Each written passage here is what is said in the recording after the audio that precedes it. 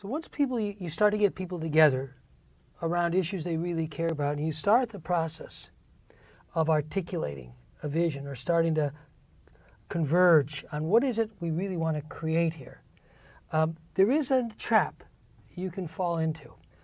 People end up spending a lot of time talking about the vision. Now, I guarantee you that will lose energy after a while. But it's easy to get into that. Well, what is it we really want to create? The whole cycle of experiment and experience and refining will help kind of get you out of that. But there's also an overarching principle that once you understand it, you really start to understand how vision really works. This principle is called the principle of creative tension. It starts when we start to articulate a vision. But the vision really only has power juxtaposed with current reality.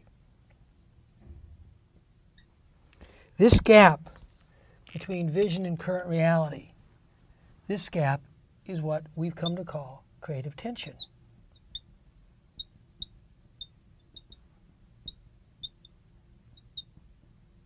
The term comes from the work of a man named Robert Fritz, who is a masterful composer, musician, filmmaker, writer, and really deeply understands the creative process. And he always says that by itself, vision doesn't generate energy. Just as by itself, talking about current reality, we have all the problems in the world and we got to do this problem, the whole problem-solving orientation can get stuck here in current reality.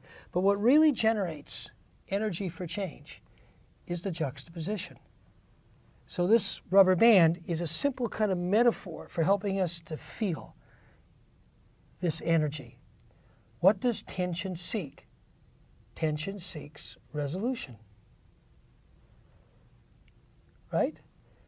So when we articulate a vision and we tell the truth as best we can, we be as honest as we can about current reality, we start to bring this tension into play. This is not a new idea. In theater, it's called drama, the way a play generates drama, which then resolves. In music, it's actually called the principle of the tonic. Da, da, da, da, da, da.